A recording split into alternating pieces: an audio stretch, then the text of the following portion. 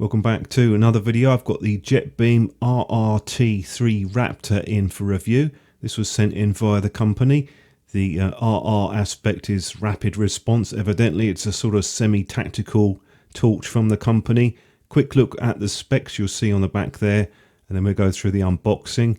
You do have an option with this to get the extension tubes, and I'll show you those a little bit later on. Here's the size, and you can see it's not that small, particularly for a torch of this type. It's not that much smaller than the 18650 ones. Here's a quick close-up on that rotary ring, which is magnetic. It's quite a different feel to, say, the Phoenix that I looked at. Very different feel to that, but I do like it. It does feel nice. Very smooth on the clip. That has a sort of satin finish, as does the other areas of the torch. There's your switch there at the bottom. That does stick out slightly when the power is off, but when it's on, it is stable when you're standing it up. If you want, you can take that clip off. It is removable. And here's a look at the LED. You've got a choice here of the cool white, which I'm looking at, or the 219C. That is an option as well. Just unscrew the head now. You can see there with the brass threads, quite a thick O-ring on it. Again, the machining is very nice on this. You've got the square cut threads, and I'll show you the bottom contact point there with the spring. Battery that they bundle with this is an 18350. And that has a micro USB charging port. These are the extension tubes that they supply. So one of those gives you the 18500 battery option, and add the two for the 18650. Do quite like the colour on this. It's more of a sort of gunmetal effect versus the more traditional black. Very easy to screw those in. They do have the O-rings on. You'll need to use the protected or button top cells on this because you've got the recessed contact point at the top. I like the fact that you do have an option for that. That does make it potentially much more useful, although it doesn't look as nice, but that's probably a side issue. Some of your included items, your user guide, warranty card. We'll cover the UI now. You do have your momentary, rotate fully left for the low, and then one click takes you to the mid, and another click takes you to the high. There's enough resistance on this, I think, so that you don't skip past levels. It does feel a bit nicer than the Phoenix that I looked at.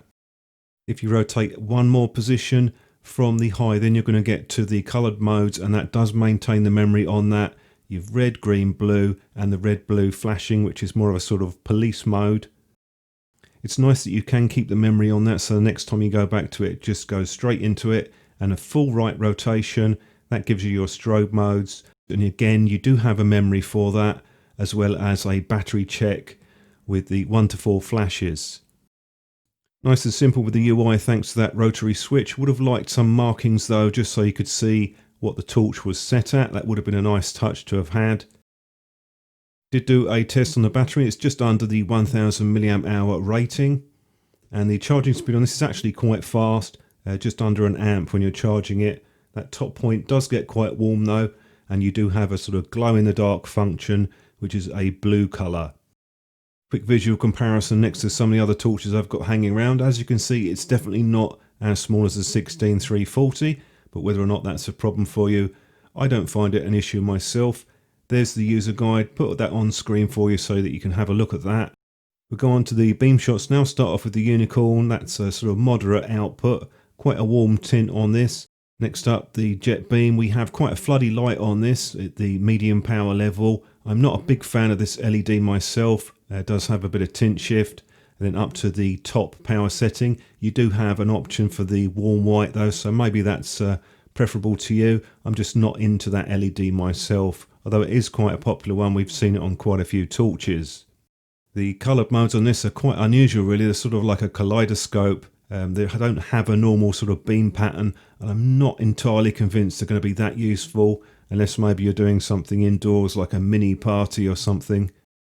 I'll run a few more beam shots now and give you my summary at the end of the video.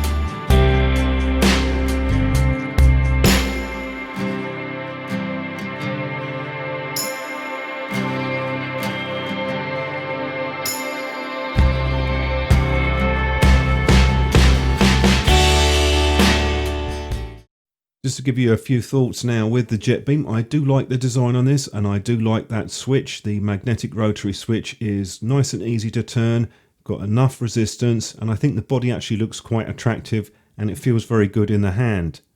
The problems for me come with a couple of areas. The first is that it really needs a lower power level. I don't think 3 power levels is enough, and I'm not entirely convinced about the coloured LED lights either.